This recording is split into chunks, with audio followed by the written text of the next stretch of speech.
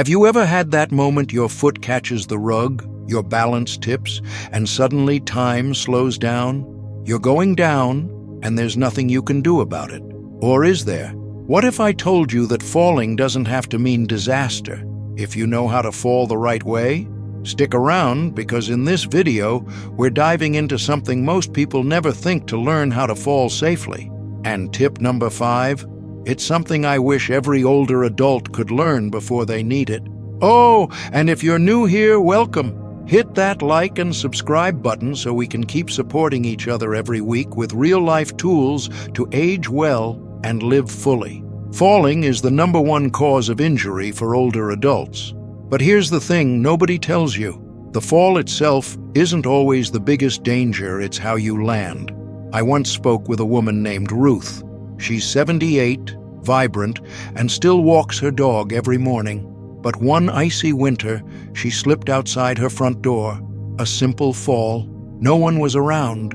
She landed hard on her wrist and hip. Months of recovery followed, and not just physical, but emotional too. The fear stuck around long after the bruises faded. That's when Ruth learned something life-changing. She could relearn how to fall. Yes, like we did as kids, rolling, softening the landing, protecting our head. It may sound odd at first, but this kind of skill can reduce the risk of serious injury, increase your confidence, and even help you stay more active. Today, I'm walking you through 5 powerful insights into why and how relearning to fall can literally change the game as we age. Tip number 1, why falling is so dangerous after 60 and why it doesn't have to be. Let's start with the hard truth. Falls become much more dangerous as we get older, not just because of weaker bones or slower reflexes, but because our bodies lose their natural ability to absorb the impact of a fall safely. After 60, even a seemingly minor trip can lead to severe consequences like hip fractures, head injuries, or long-term loss of independence. What makes it worse is that many people believe there's nothing they can do to reduce the harm of a fall except to try not to fall at all, but that's only part of the picture. While prevention is crucial, what most people don't realize is that how you fall can matter just as much as if you fall. When a younger person stumbles, their body often reacts quickly. They instinctively bend their knees, roll, or catch themselves with relatively little harm. As we age, however, we tend to stiffen up. This stiffness, combined with slower reaction time and a fear of falling, can actually make a fall worse, not better. The key is this: you can retrain your body to fall more safely.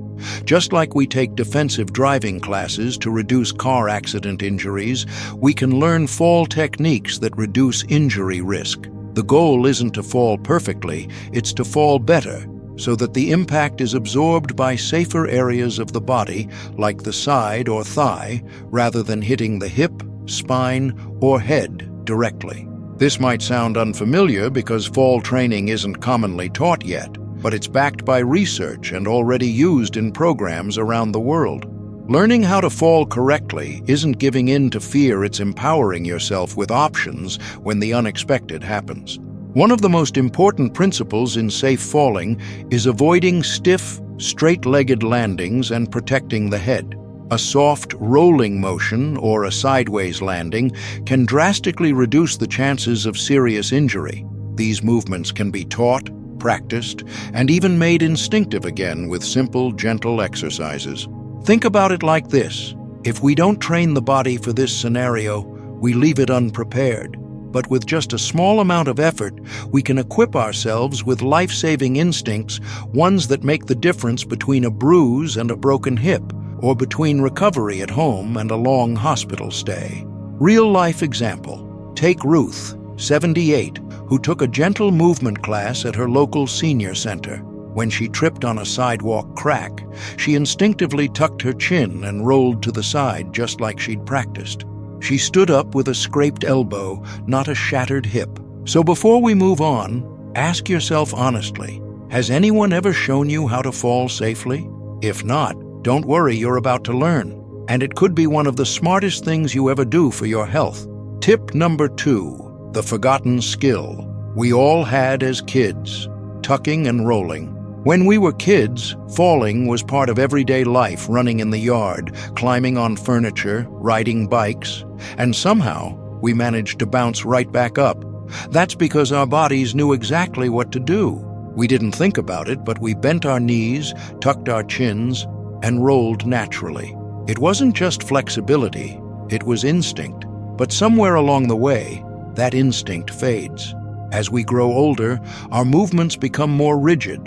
We're told to be careful, walk slowly, or hold the railing, which of course is good advice. But no one teaches us what to do if a fall actually happens. That's the danger. When older adults fall, they often reach out with stiff arms or fall backward without any control. These kinds of landings put the wrists, shoulders, hips, and even the head at serious risk. And here's what most people don't realize. You can train your body to respond differently. Just like we train muscles with light weights or balance exercises, we can also train the way we fall. This is where tucking and rolling comes in a basic but powerful movement pattern that can reduce injury when practiced consistently. At its core, it involves 3 key actions. 1. Tucking the chin. This helps protect the head by preventing it from whipping backward or hitting the ground directly. 2. Bending the elbows and knees. Soft joints absorb impact better than locked ones. Think of this like being a shock absorber. 3. Rolling to the side. Instead of falling flat on the back or straight forward, the body curls and rolls, spreading the impact across a larger area and away from the most fragile points. You don't need to be an athlete to learn this. In fact, many senior-friendly fitness programs include safe fall practice using cushions, mats, or even just soft beds at home. The idea isn't to fall on purpose, but to rehearse the right movements, so your body knows what to do if the moment comes. Think of it like this. Your body is a sack of flour. If you drop it flat on the ground, it splats and spills. But if you roll it down a soft hill, it stays intact, cushioned by its own motion. The same principle applies to your body. During a fall, movement spreads out the force. Real-life scenario. My Aunt Margaret, 82, practiced falling with pillows on the floor just once a week. When she slipped in the kitchen, her instincts kicked in. She landed on her side, avoided head injury, and was back baking banana bread the next day. That's the beauty of relearning what your body used to know. You're not learning a brand new skill, you're dusting off an old one that's been hiding in your muscles and memory. And trust me, it's one of the most useful things you can do for your long-term safety and confidence. Now let's move to a tip that might surprise you because it doesn't even involve falling at all. Tip number 3, the power of strong legs and core muscles. One of the best ways to fall safely is to avoid falling in the first place. But let's be clear, avoiding falls doesn't mean you stop moving or avoid being active. In fact, staying still is one of the worst things you can do as you age. Muscles weaken, joints stiffen, and balance fades when we don't use them regularly. The real key to fall prevention and even safer landings if a fall does happen is to strengthen the right muscles and train your body to stay responsive. That's where your legs and core come into the spotlight. These muscle groups are like your internal safety net. When they're strong, they give your body the ability to recover from stumbles, change direction mid-fall, and stabilize during sudden movements. You don't need to become a weightlifter or an athlete. Just doing gentle, consistent exercises focused on these areas can dramatically lower your risk of injury. Let's break it down. Leg strength. Your thighs, calves, and hips are responsible for keeping you upright and helping you react quickly when you trip. A strong step or a slight lunge can often stop a fall before it even happens. Core strength. Your abdominal and lower back muscles are essential for stability. These muscles let you twist, bend, and shift your weight effectively, all actions that come into play in the split second of a misstep. Balance training. When combined with leg and core work, balance exercises help the brain and body work together. You become quicker to respond, more aware of your surroundings, and better able to make tiny adjustments that prevent bigger accidents. Think of your core and legs like the roots of a tree. A tree with deep, strong roots doesn't fall over in the wind. It sways, adapts, and stands firm. That's exactly what a strong lower body and stable core do for you when life throws you off balance. The best part? You don't need fancy equipment. You can start with simple movements at home, standing on one leg while brushing your teeth. Gentle, seated core exercises like lifting one knee at a time. Leg lifts while holding a countertop for support. Tai Chi or yoga for flexibility, strength, and awareness. These routines can be done in under 10 minutes a day and offer long-term protection. Your core and legs are like the springs in a mattress. If they're weak, everything collapses under pressure. But if they're strong, they absorb shock and keep you supported.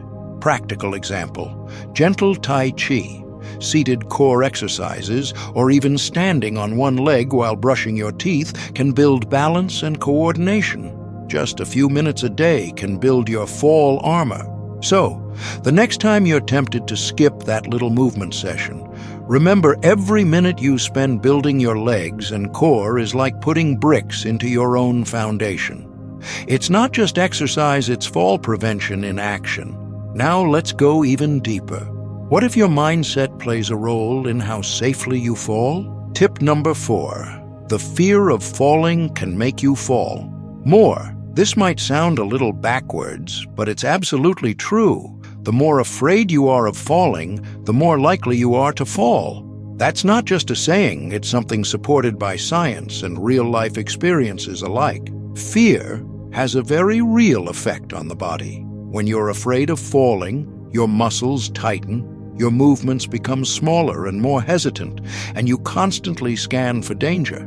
That state of constant worry and physical tension makes it harder for your body to respond naturally if something does go wrong. Let's break it down. Fear creates tension, and tension creates stiffness.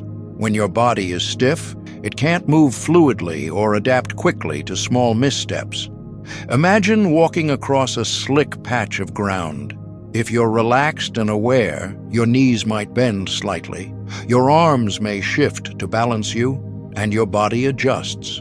But if you're gripped by fear, your muscles lock, you become rigid, and if you slip, you go down hard, without the flexibility or reflexes to soften the fall. Imagine this. You're walking on a slippery surface, maybe a wet tile floor or an icy sidewalk. If your body is loose and responsive, you might catch yourself. But if you're bracing with fear, you're more likely to lose balance entirely. It's like driving a car with the brakes always slightly on. Sooner or later, something wears out. That fear can even become a cycle. You fear falling, so you start avoiding movement. You avoid movement, so your strength and balance decline. And because you're weaker, the fear grows. That's how confidence is slowly chipped away, and it's how a small fear can turn into a major risk. Mindset. Reset. The good news is fear can be managed. Practicing gentle movement, breathing exercises, and even role-playing what-if scenarios can help retrain the brain to stay calm in motion. This isn't about pretending fear doesn't exist. It's about gradually restoring your sense of control. Start with small steps. Practice moving through your home without rushing. Do a few deep breaths before standing up. Try walking slowly down a hallway, arms relaxed at your sides, focusing on posture and breath. You're teaching your nervous system. It's okay. You're safe. You're capable. Example: George, 74, used to grip furniture every time he moved through his home. Every step looked like a struggle. But after just a few weeks of balance and fall training, combined with simple breathing and confidence-building exercises, he was walking unaided. More importantly, he was smiling again. The fear had loosened its grip. Think of it this way. Fear is like a fog. It makes everything look more dangerous than it is. But when you learn how to move through it step by step, you realize the path isn't as treacherous as it once seemed. Up next is a tip that ties everything together, because even with strength, skill, and confidence, no one gets through life alone. Let's talk about support. Tip number 5. Don't do this alone. Fall training classes and simple home setups. Falling is not just a physical challenge, it's also an emotional and mental one. And perhaps the most important thing to understand is you don't have to face it alone. In fact, trying to relearn how to fall or build your strength in isolation can make the process harder, slower, and even riskier. That's why fall training programs and supportive environments are becoming such powerful tools for seniors everywhere. These aren't boot camps or scary obstacle courses. They're safe, structured programs designed specifically for older adults. And their focus isn't just on avoiding falls, it's on building confidence, improving movement, and even practicing how to fall more safely if it does happen. Many local senior centers, physical therapy clinics, community wellness programs, and even online instructors now offer safe fall training classes. These classes are taught by professionals who understand the unique challenges aging bodies face. And they often include padded practice spaces like soft mats, cushioned flooring, or foam blocks, so you can try movements without fear of injury. Step-by-step instruction on how to protect your head, roll through a fall, and get up safely afterward. Balance, strength, and mobility exercises that support your day-to-day confidence. A sense of community, because when you train with others, you're not just building skills, you're sharing encouragement and laughter, which makes the process feel lighter and more joyful. There's something powerful about knowing you're not alone in this journey. You'll meet people who've fallen before, who've been scared just like you, and who are learning, step by step, to move without fear again. What you can do at home. Not everyone has access to a fall training class, and that's okay. You can begin right where you are by creating a simple fall practice zone in your home. This could be a corner with yoga mats, a firm mattress, couch cushions, or even a folded blanket. In this space, you can gently practice moving from lying down to sitting up. Try soft side rollovers to get your body used to movement again. Practice safe knee bends, hip shifts, or slow balance poses while holding on to something sturdy. The key is to start slow, listen to your body, and make it safe and low pressure. Over time, even just 5 to 10 minutes a day in this space can build muscle memory and help calm the fear that often surrounds movement. Bonus home safety. Tip: sometimes the best fall prevention happens before any training begins. Walk through your home and look for common tripping hazards, loose rugs, curled up mats, tangled cords, or tight furniture arrangements. By clearing narrow walkways and simplifying your space, you reduce the chances of a fall happening in the first place. Example: Claire, 76, joined a fall prevention workshop at her local community center after tripping twice in 1 month. She said the best part wasn't just learning how to move more safely, it was laughing with others who understood exactly what she was going through. Fall safety isn't just about the body, it's about support, mindset, and environment. And when those come together, remarkable change is possible. Let's pull everything together now. So, today we covered something no one talks about, but everyone should. Relearning how to fall safely.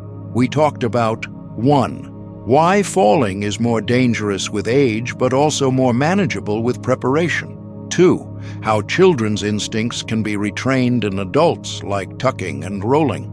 3. The role of strong legs and core in preventing falls. 4. How fear can increase your fall risk, and how confidence changes everything. 5 ways to practice falling safely with support, classes, or even at home. Remember, you are not helpless. Your body can learn, adapt, and thrive at any age. And the more you practice these skills, the stronger your confidence will grow.